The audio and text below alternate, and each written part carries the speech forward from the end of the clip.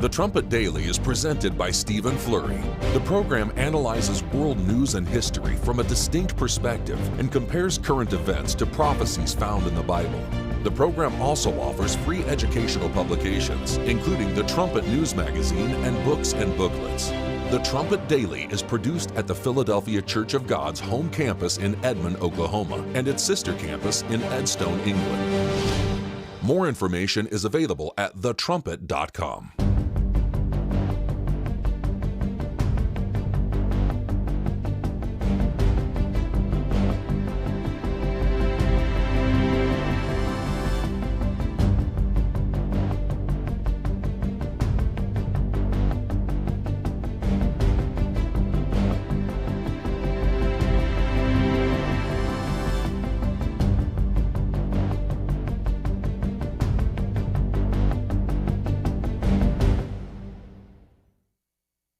The Trumpet Daily program begins right now. Today's world news, what it means, where it's taking us. I bring you the one and only possible message of world peace. This is a message of hope, tremendous hope. And he said unto me, you must prophesy again. The Trumpet Daily program begins right now. We begin tonight with the fast-changing developments inside Iran. More than 500 people are dead, and more than 10,000 have been arrested amid the government's crackdown on people who are taking to the streets and demanding regime change in the Islamic country. Facing threats of arrest and even the death penalty. There's no sign these Iranians are backing down. And they're paying the price. This scene, appearing in multiple videos on social media, shows body bags lining the ground outside a medical center in southern Tehran. The government trying to shut them down with a nationwide communications blackout, cutting off the internet, cell service, and phone lines. What began as a response to soaring prices transformed into a demand to take down the government. I think many protesters would be delighted to see Supreme Leader taken out, since he personally embodies the entirety of the Islamic Republic and what it's done to this country over the last 47 years. Protesters have ignited a fire for change, targeting symbols of the regime that represses them. Are the protests different this time, and how likely is this to be the end of the regime? There is a kind of consensus emerging among protesters. What they're asking for this time around is the end of the Islamic Republic as a system, not some reform of it, not greater freedoms within it, but the overhaul of it. I think domestically, if you look purely domestically, it's certainly a crisis for the regime. But the tricky part is the regime has faced similar crises before, and unfortunately, the way it's faced them down has been with ever increasing violence. President Trump promising to come to the rescue if protesters are killed. I've made the statement very strongly that if they start killing people like they have in the past, we will get involved. We'll be hitting them very hard where it hurts. I tell the Iranian leaders, you better not start shooting, because we'll start shooting too. Trump clarifying his threat does not mean U.S. boots on the ground. This morning, Iran responding to those threats, warning that if the U.S. were to strike, the U.S. and Israel would be legitimate targets of the Islamic Republic. The threats against the U.S. and Israel were made during a parliament session as Iranian lawmakers shouted, quote, "Death to America." And we're learning from an Israeli official that Prime Minister Netanyahu spoke with Secretary of State Marco Rubio this weekend about what's happening in Iran. And remember, Gio, it was just a couple of weeks ago when Trump met with Netanyahu at Mar-a-Lago, where Trump promised that the U.S. would back Israeli strikes on Iran if Iran continues with its nuclear program. A world in turmoil. I mean, you see one crisis after another. If you just step back and look at the bigger picture here, I think with respect to Iran, it was Melanie Phillips. We'll quote from her in a moment. But she talks about this seismic uprising. I mean, the earth, it's one jolt right after another. You're listening to Stephen Flurry, and this is the Trumpet Daily. We appreciate you joining us on this good Monday morning, or maybe Monday afternoon or evening, depending upon where you are and when you listen to the show. You can get to the live show, of course, at our website, thetrumpet.com, or at our Rumble channel, rumble.com/Trumpet Daily. I want to get to Iran. We'll spend a lot of time on that today. But first, just as I say, to step back and look at this world in flux. I mean, look at all that's been happening the last few weeks. The start of the calendar year, 2026. It hasn't been pretty. And we're just a few days into it. We're coming up on the 40th anniversary of Herbert Armstrong's death as well. That's Friday. 40 years. You wonder if so many of these earth-shaking events are building towards something even more momentous in the days ahead. But to think on the big picture for a moment, Herbert Armstrong, he wrote this back many years ago. We are now rapidly approaching the time of the world's greatest crisis, when this whole man-made civilization, and that's what it is of man, of course, under the influence and sway of Satan the devil, the god of this world. It's in your Bible. 2 Corinthians 4:4 and Revelation 12:9. You've heard it so many times on this program. Perilous times. 2 Timothy 3 and verse 1. Dangerous times. That's what we're coming into. And as Mr. Armstrong said in this coworker letter, we're drawing near to the greatest crisis of all. Great tribulation. Jesus said that in Matthew 24. It says this is back to that coworker letter, this whole man-made civilization will crumble and fall, and a new world of peace and eternal salvation will dawn at Christ's soon coming in power and glory. A new world is coming. Peace is about to break out. But only Jesus Christ, only the family of God can bring peace to this war-torn world. Listen to this from, I think it's Senator Mark Warner on Fox News Sunday, clip 2. In less than a year, President Trump has used American military to attack Syria, Iraq, Iran, Yemen, Nigeria, Venezuela. We've got 20% of our fleet off the coast of Venezuela maintaining a blockade. And our military did remarkable in Venezuela. He's now threatening Colombia, Greenland, and other nations. The last time we intervened in Iran in a major way was 1953 when the CIA overthrew the Iranian regime to protect Iranian oil for the West. Many historians would argue that led to the Ayatollah. I think we can put outside pressure, I think rallying the rest of the world, but taking a Connecticut strike unless there is a plan on what next. And I'll remind your viewers, we've got 20% of our fleet right now off the coast of Venezuela, blockading that country. The USS Ford, which is one of our lead carriers, is supposed to be deployed to the Middle East. It's now deployed off the coast of Venezuela. And the president has said, we're going to take Venezuelan oil. It will take 2 years to rebuild the Venezuelan oil infrastructure. Is our fleet going to stay there for 2 years? Even as good as our military is, it's going to get stretched. No, he's a Democrat, and so he's coming at this as an attack on Trump. Anything that Trump does is wrong. I mean, you look at the show of strength with what happened in Venezuela a couple weeks ago.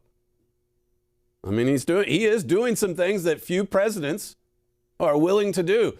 But just the larger point for a moment here, I mean, that we're being overtaken by curses, problems, crises.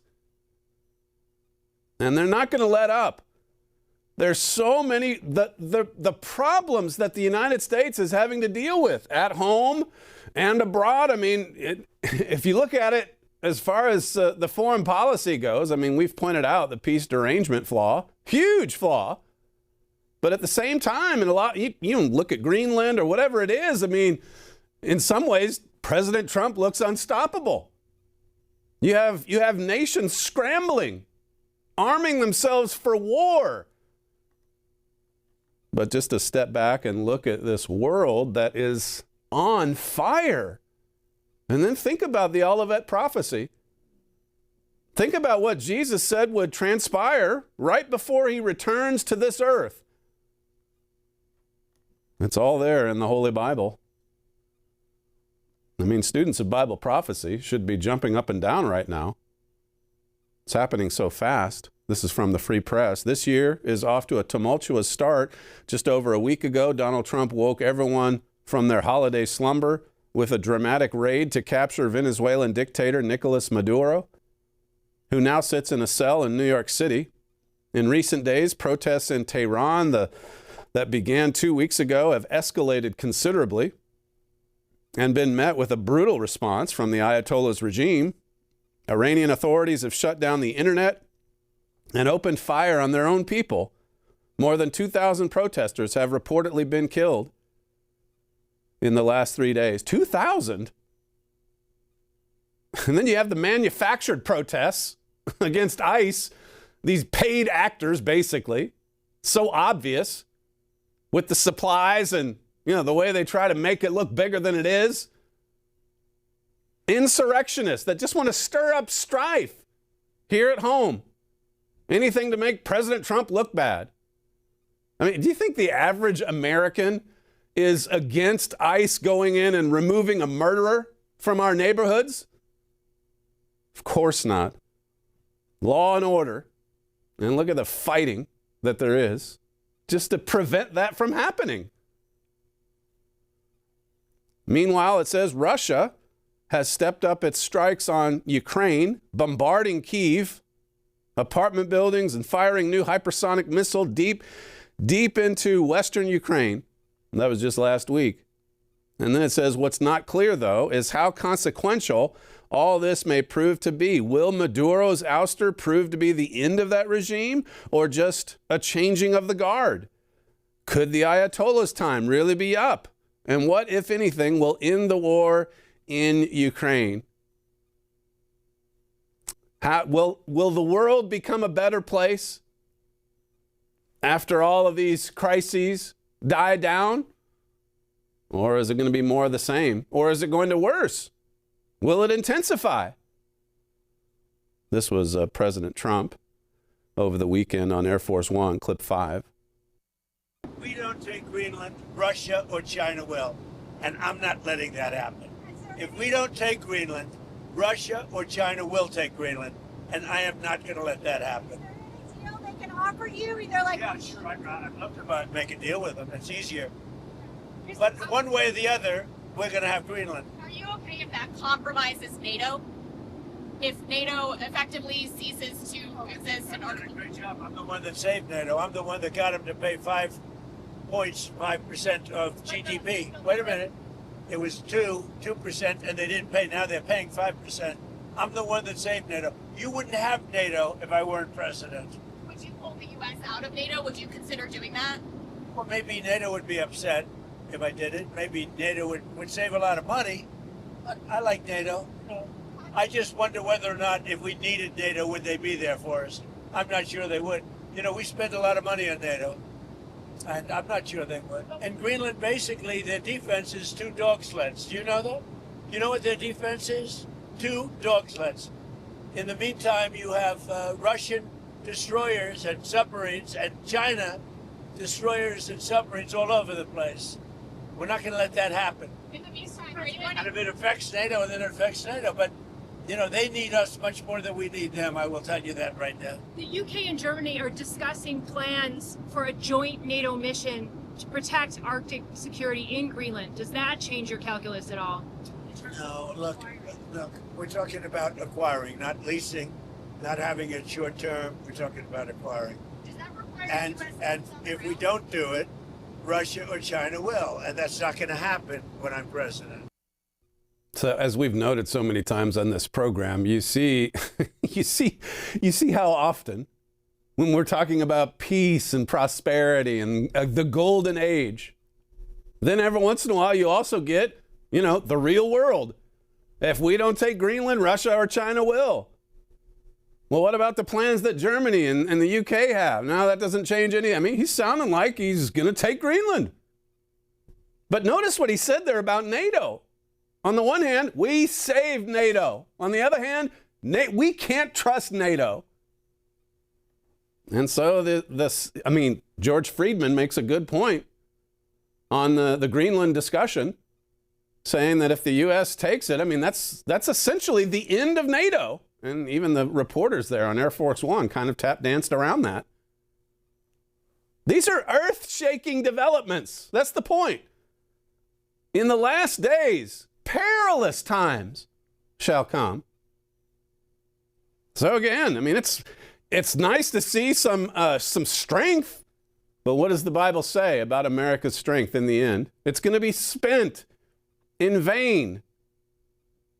It's going to be spent in vain. I mean, there is a temporary resurgence, as we keep saying. There will be a temporary suspension of that bitter affliction, and it was bitter. But it's not going to end well for the United States. I played that clip for you, or actually it was from the New York Times article last week. President Trump saying that we'll always get along with Europe. I mean, what he said right there is he doesn't know if we are going to get along with Europe. He doesn't know if we can trust NATO. Would they be for us? He was asked after he just said, I saved it. Then he's asked, well, I'm not so sure they're going to be there for us. I'm not so sure we can trust NATO. And then you've got all the other NATO members saying, I'm not so sure we can trust the United States. How does this end? I mean, these are major world powers we're talking about. And oh, by the way, Germany, that's right, is building a military machine, a new one, a new German military machine. There you go. And you've got China and Russia on the march. Perhaps regime change in Iran. A seismic shift, a seismic uprising. A world in turmoil. I mean, speaking of the Middle East, just look at all that's happened thus far that fulfills Bible prophecy. The fact that Syria and Lebanon have broken free from Iran's influence. We know from Psalm 83 that it's going to be a different alliance. Iran, they're going to lose Syria, they're going to lose Lebanon. And how significant is it? Just this year, last year, that Hezbollah's basically been neutered. Same with Hamas, though not destroyed. Israel didn't quite finish the job there, thanks to Uncle Sam, but we'll leave that aside.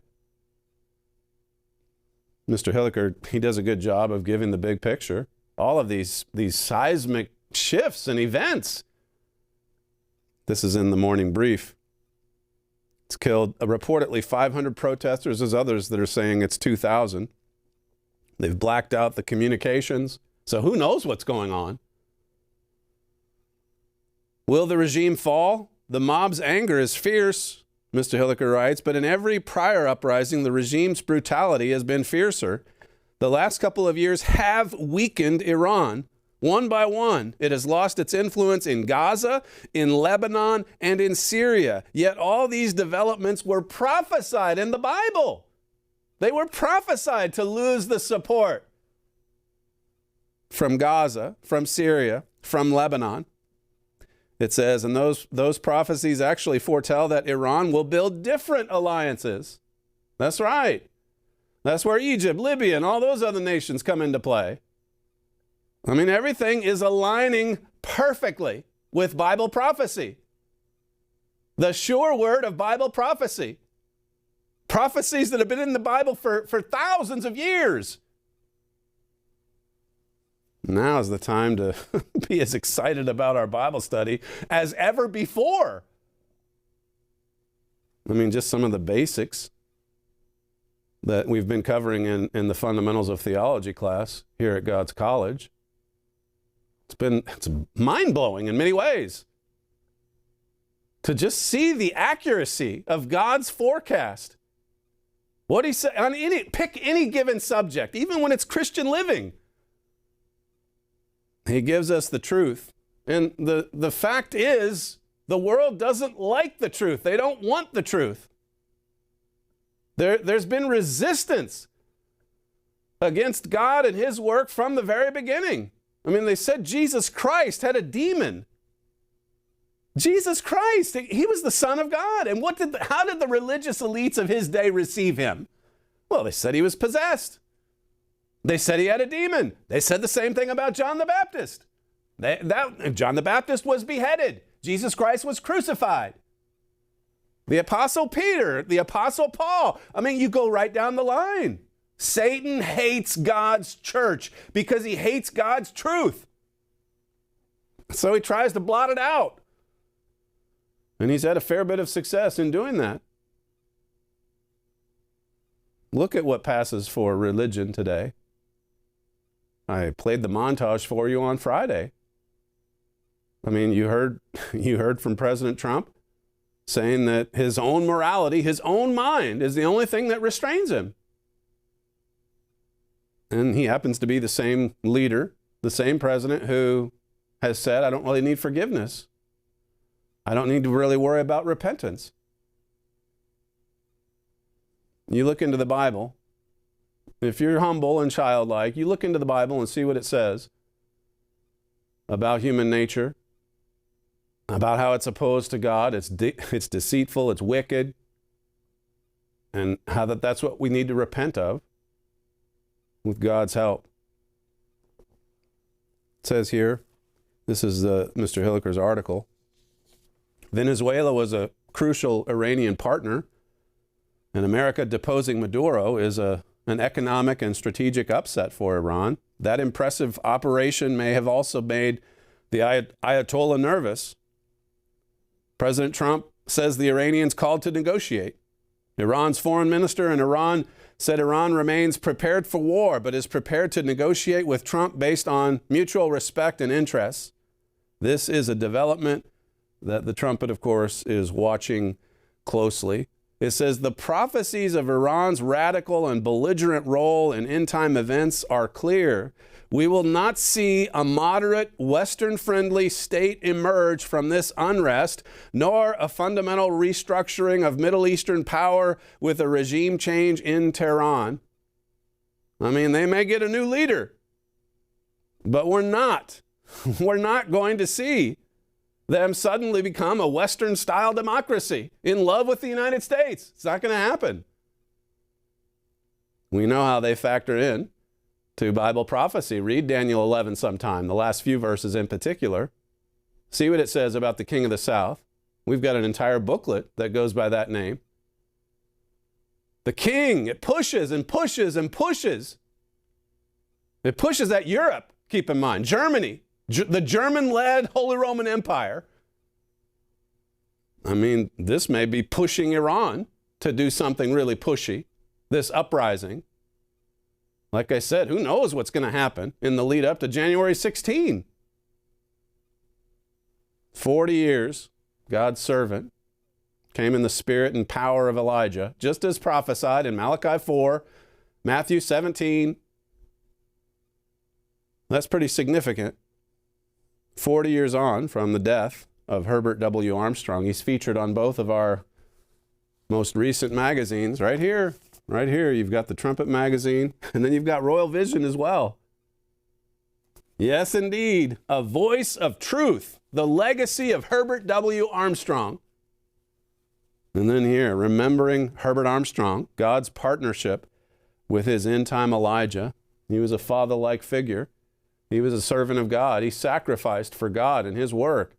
He did it for decades. He spoke with boldness. He spoke with courage. We are headed, as he said in that coworker letter from many years ago, we are headed for the time of the world's greatest crisis. We've got to tell you the news. That's prophesied to happen just ahead of the good news of the establishment of God's kingdom on this earth. Listen to this exchange on CBN recently, clip 12. I think we have to be careful to think that if the Ayatollah, the supreme leader, goes, that necessarily means that Iran is free. Okay, let's remember all the years we prayed that Fidel Castro would leave or die. Yeah, well, that happened. He died, but then his evil brother took over, and Cuba is not free. Let's keep the full picture in view that just because one man leaves or one family leaves or even the inner circle leaves, there's a lot of other wicked people at the top that could run Iran in a horrible way for a long time. So there's a lot of elements at play here. Indeed, as Mr. Hilliker says in the morning brief, perhaps another firebrand will grab the baton of the Islamic Revolution and race toward its blazing conclusion. It says the outcome of this rebellion within this consequential nation is truly worth watching closely. I mean, we're already seeing so many prophecies just come to life. As I said, in Syria, in Lebanon, in Gaza. But that said, I mean, it does look like a seismic uprising from what we can see.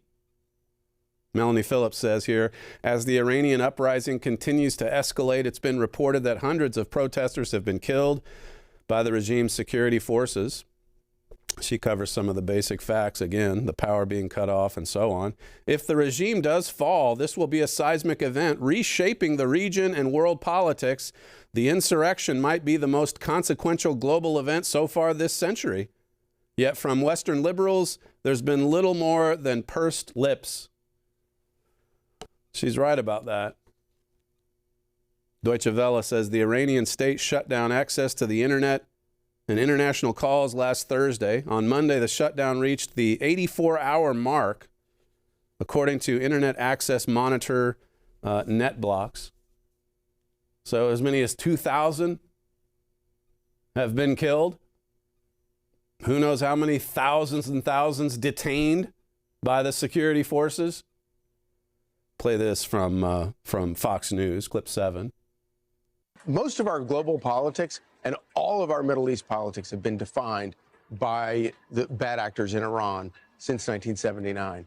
And what is interesting about it is that Barack Obama, his whole new worldview was to hand control of the Middle East over to the mullahs of Iran. And it has emboldened them. And you probably added another 15 years to their reign because of that. And now we're seeing this, and it looks like it really did. There's something really does feel very different, and obviously, as we reported yesterday, much of it is based on economics and the collapse of the Iranian economy, which is driving so much. And again, there's others that say, no, actually what the protests signal is that they're dissatisfied with the radical, Islamist regime. This is from Deutsche Welle. What started out as localized economic protest has expanded to incorporate a litany of anti-government complaints. Here are the main complaints or causes, according to Deutsche Welle. The Iranian rial's value has collapsed, now trading at 1.4 million to $1. Prices have increased. Well, most of it's attributed to, the struggling economy, and they've taken some hits. They were a strong ally of Venezuela. Now, they used to have Syria in their orbit, and Lebanon, and Gaza. And, of course, I haven't even really touched on the attack on the nuclear facilities just last summer. We had an article, by the way, right as that had happened, or after that had happened. Again, it was a limited strike. That's the way President Trump wanted it. But the August 2025 Trumpet article, is Iran's regime finished? Here again, you get the big picture, and it's based on Bible prophecy. And that's the only view that matters. There's some details that we don't know just yet. But the framework is there. And when you see what's already happened with Syria, Lebanon, and Gaza, as I say, Daniel 11 is taking shape for sure. Melanie Phillips says, the reason is that the uprising is not just against the regime, but against the repressive tyranny of Islam itself. So she's of the opinion that, religion factors in. But as Mr. Hilliker says in the morning brief, don't delude yourself into believing that if one leader is removed, somehow, some way, the whole of Iran is going to be, Scandinavia or something. That's not what's going to happen. Mr. Hilliker wrote back in that August Trumpet, the notion of Khomeini's deposition or death will bring about a moderate, West-friendly government in Tehran, as though the regime represents a mere fringe ideology, is wishful thinking. Wishful thinking to believe that. Deutsche Welle. The counter-protest came from President Massoud, called on government supporters to join the National Resistance March. Well, it just gives you some more details. And then you've got, Al Jazeera and places like that saying that, really what's motivating the protests is their hatred for America and Israel. So there you go. Listen to this, though, from the Iranian parliament speaker just recently, clip 6.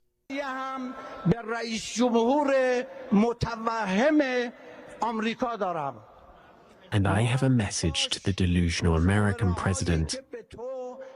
Be careful that the advice being given to you about attacking Iran is not of the same kind as the consultations through which you claimed that Mashhad had fallen.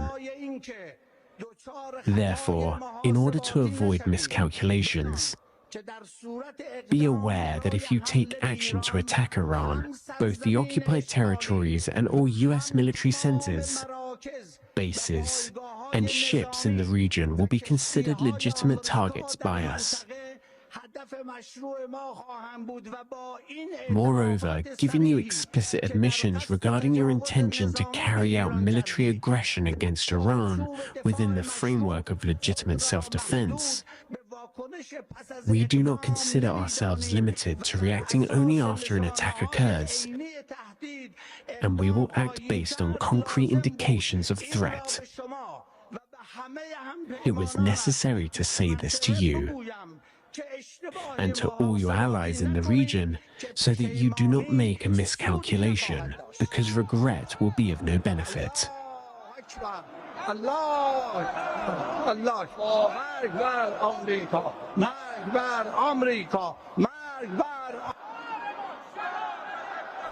Death to America. Yeah, our news gatherers were pointing out just how bizarro all of this is, where you've got them in parliament, the leaders of Iran, screaming, shouting death to America, threatening America. And then you've got the boring European parliament, where it puts you to sleep pretty much. And yet when you look at, again, the framework of Bible prophecy, it's actually Europe that's going to come against the United States militarily. Europe is going to take the initiative. Well, with the King of the South as well. There are big changes coming for Europe. Just think about a time when European Parliament finally throws off the camouflage and says, yeah, actually, we hate America. Death to America. But as it is right now, you've got the Jeroboam administration they're breathing fire at Europe. And then we'll talk about, well, we want to try to negotiate with Iran or Hamas. What a world. This is a world in turmoil. One crisis right after another. And pretty soon we're going to be buried under them. Right now, the United States has had some success here and there. A show of strength. A look of being invincible. But there's a lot, that sentiment that you see right there in the Iranian parliament, it's that way in many countries all over the world. It's not as out there and open with their hatred, their contempt for America. This was President Trump again on Air Force One, clip 3.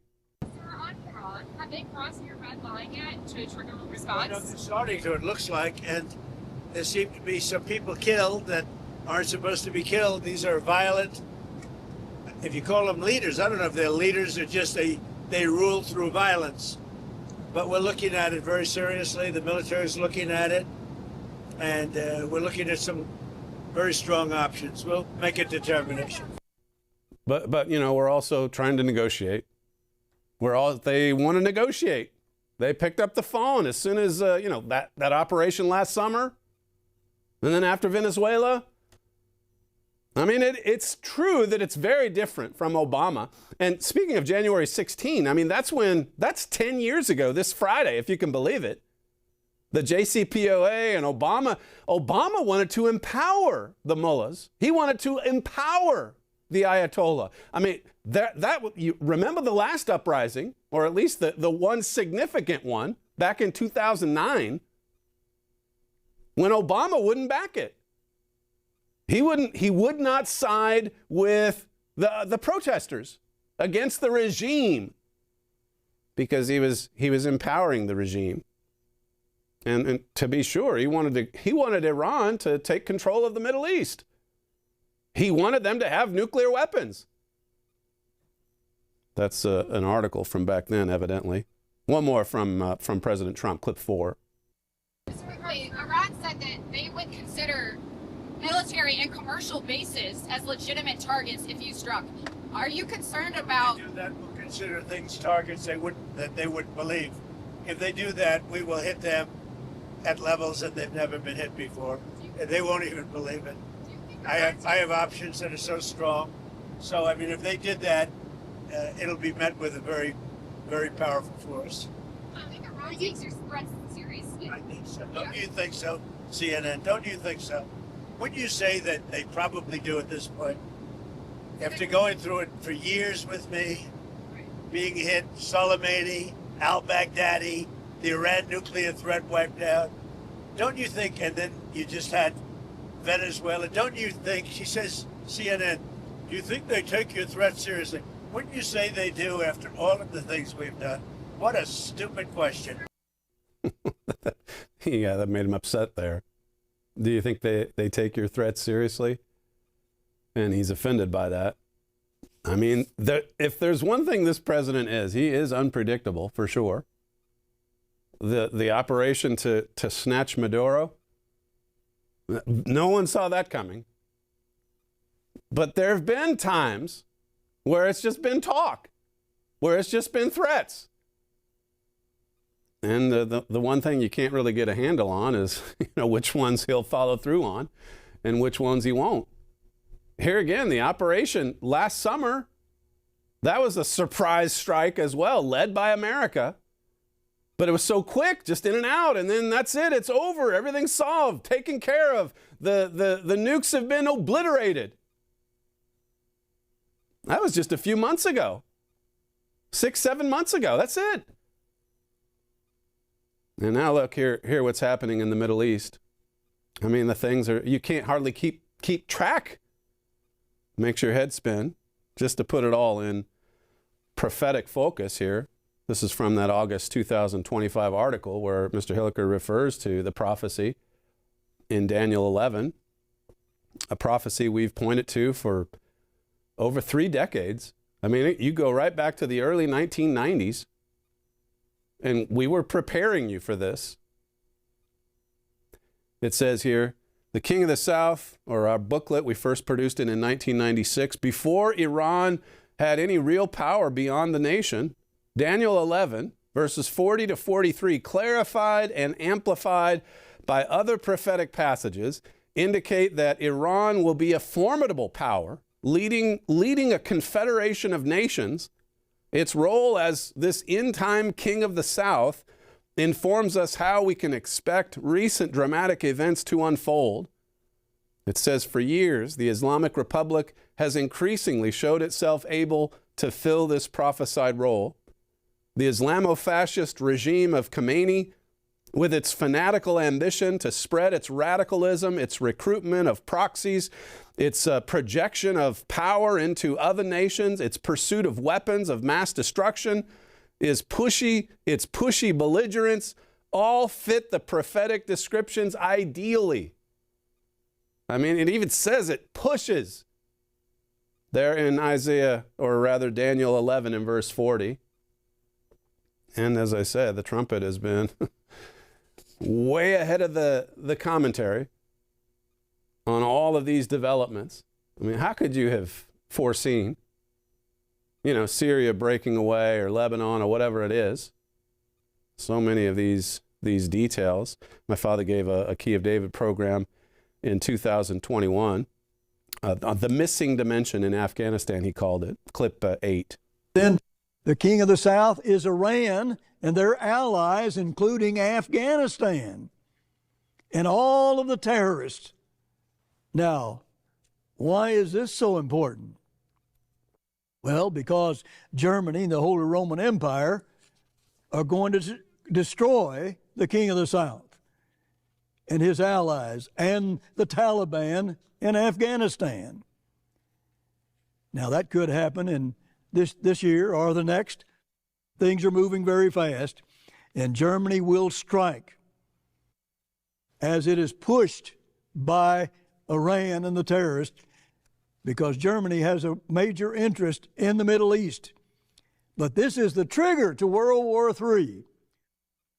It will, from that, you will see the flow of the beginning, the real beginning of World War III.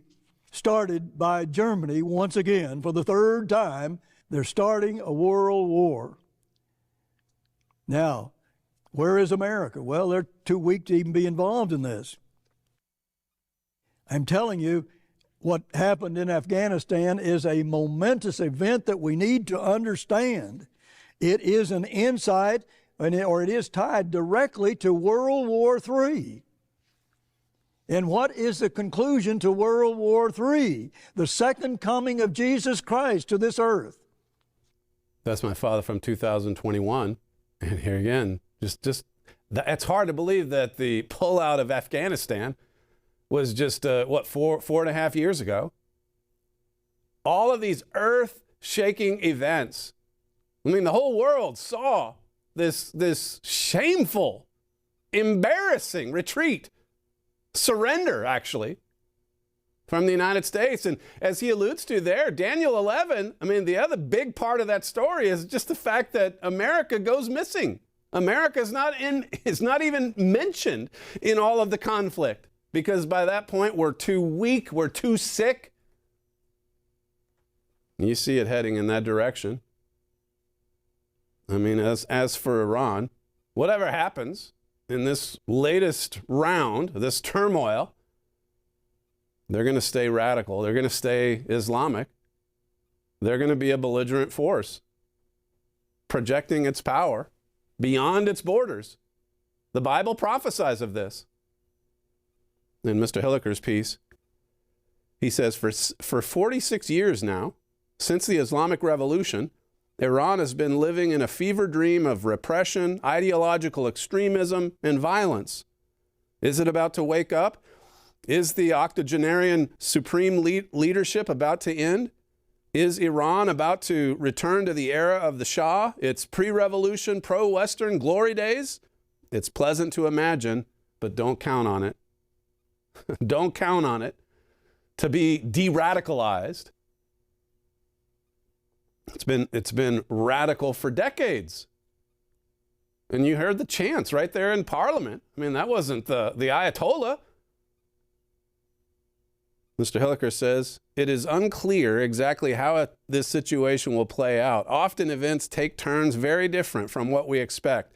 But biblical prophecy is clear about the outcome. As impressive as Israel's accomplishments have been, he's writing this following the strike, coming from Israel and the U.S. on the nuke facilities.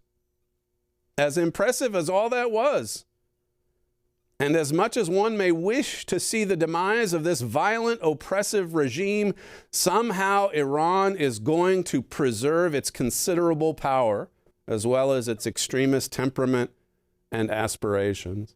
That's the big picture. That's the big picture. I mean, you look at what it has withstood, a lot of setbacks with Hezbollah, with Hamas, with Syria, with the strike last summer from Bibi, from President Trump, and now evidently losing Venezuela. Somehow, though, it's going to survive. And somehow it's going to remain radical and Islamic.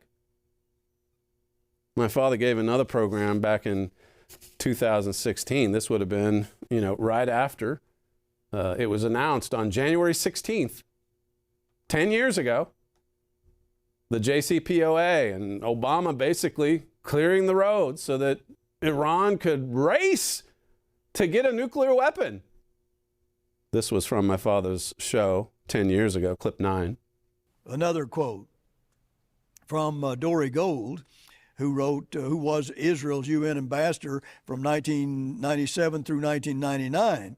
And he says, the idea that somehow Israel could live with a nuclear Iran is problematic as a possible line of policy. It presupposes that a nuclear Iran can be deterred just like the Soviet Union during the Cold War. Radical Shiite associations in Iran believe in the imminent return of an Islamic savior known as the 12th Imam. or Mahdi, literally the rightly guided. Adherents to these associations, moreover, believe that the Mahdi's arrival can be accelerated by man through apocalyptic chaos and violence. In other words, the more nuclear violence and any kind of violence you have, it's going to hasten the return of their 12th Imam. That's what they believe. And they have suicide bombers that illustrate that all the time. They'll die for that. And they'll certainly commit nuclear arms to trigger World War III. They are going to do that, and that's what Daniel 11 and verse 40 is all about. They trigger it, and then the King of the North is going to start World War III as a result of that, or following that anyhow. Before that show, that was 2016, he had another one from March of 2011, just to, again, help you appreciate the fact that this is something we've been talking about for decades. Here he is talking in 2011 about one final massive push coming from Iran. This is clip 10. But there's going to be one final big push by Iran. They just keep pushing and pushing and pushing, and they're going to make one big final push, and they're going to be then attacked by Europe and overwhelmed and conquered. Now, that's right there in your Bible, and it's right there in those verses that I've been talking about in Daniel 11 for years and years and years, and all of it is coming to pass today before your eyes. God lives. God rules wherever he wants to rule, and his message goes out through that open door because he wants people to be warned. He wants them to have a witness of what they could have done if they don't repent. God lives, the God who prophesied of all these events. He is alive, alive and well. The sure word of Bible prophecy. That's the way the Apostle Peter put it. I mean, these servants of God, as I mentioned earlier, they sacrificed, in many cases, their lives, their physical lives, to preach the truth. One massive push, and it triggers World War III. We can't just observe all of these perilous events and then go to sleep, can we? I mean, look at the interest level in what's happening in Germany. Zero. You've got other things that, I mean, admittedly, they are big headlines. Venezuela, Greenland, now Iran, Gaza, Israel. And in the midst of all this, you've got the new German war machine. The world's arming for war. It's becoming an armed camp. There's nuclear weapons by the thousands all over the earth. Just to finish off with that August Trumpet article, is Iran's regime finished? It says we must see God's hand in these events as they unfold and use that as motivation to turn to him. He's alive and active today, just like my father was saying in that clip. God is alive. God is active. I mean, it's true. It's the devil's world. Satan is the god of this world. But he knows his time is short. Revelation 12 says this. So he's behind all this. And God's allowing it, and God's giving us a heads up as well. And he's telling us what's coming. Mr. Armstrong, I emphasized this in class on Friday. I think I have the quote actually later in my notes. But he talked about the cause of all the problems on earth today. And he just stated it simply. If I can find it, I want to give you the direct quote. All the evils and troubles in the world are caused by minds, clashing with minds. He says, but what is the real cause of clashing of minds? What's behind it? Of course, there's a spirit behind this clash. This is all laid out in chapter 2 of Mystery of the Ages, the mystery of angels and evil spirits. It says here, is there any connection between contentious attitudes and the unseen spirit world? If people had any idea, if they had any idea or knowledge of just how active the devil is in his broadcast. Ephesians 2 and verse 2. He really does affect our attitudes, our thinking, our reasoning. He bombards the air with his broadcast. And that's why there are so many clashes. There's just one clash after another after another. 2 Timothy 3, let me just read a few of these verses. This is chapter 3, where it talks about the perilous times, where it talks about how dangerous it's going to be in these last days. Paul says, "This know also, that in the last days perilous times shall come, for men shall be lovers of their own selves, covetous, boasters, proud, blasphemers, disobedient to parents, unthankful, unholy." Do you see any of this in the world today? It's everywhere. It's all over the place. Verse 3 says, "Without natural affection, truce breakers, false accusers, incontinent, fierce, despisers of those that are good, traitors, heady, high-minded, lovers of pleasures more than lovers of God." I mean, we just love pleasure. We're just addicted to pleasure, to sports, to entertainment. There's so many things to just get buried in. No wonder. We've played the clips from Herbert Armstrong where he talks about, the trap that's going to come upon us suddenly.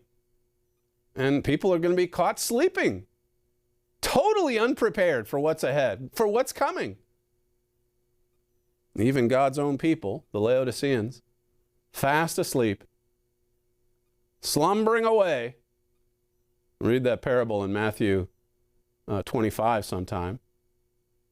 God wants us to be ready. He wants our lamps to be burning brightly, filled with oil, with power and strength and energy, spiritually speaking. And of course, all of that comes from God. True religion, verse 5 here it says, talking about this present world having a form of godliness, but denying the power thereof. And Paul says, from such turn away. We've got to turn away from all of this worldliness, from fake religion that's not based on the truth, that's not based on the Bible. There's so many scholarly works out there about the Bible telling you this is why the Bible teaches just take the Trinity as one example, even though it's not in the Bible, but here's why we believe it. Why not just go to the Bible itself? We had a Life and Teachings podcast recently. Blow the dust off of your Bible.